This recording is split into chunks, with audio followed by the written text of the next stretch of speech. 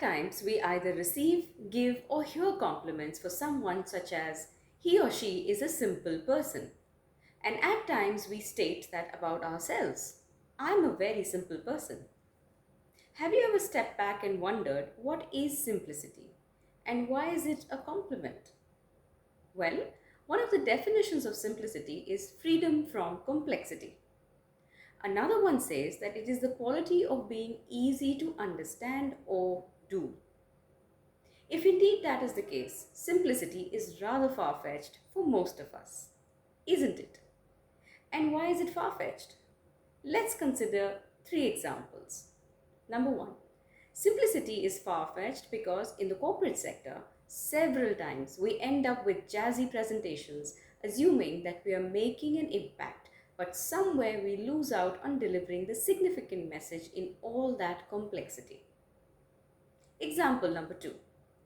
In larger aspects of life, simplicity is also far fetched because many of us attempt to find partners with a long checklist, then set high expectations, and when such expectations don't get fulfilled, we complain about relationships saying it's complicated. And another example, we load ourselves with great material possessions like the latest fashion in bags and clothes and find ourselves in chaos when we can't keep up with the Joneses. We try to find happiness in all of these external expressions of fulfillment, not realizing that adding so much baggage of so many C's, that is, complicated, complex, confused, chaotic, actually takes us further away from simplicity. On the contrary, if we were to save a life just the way it is, despite our digital age, how much simpler would it become?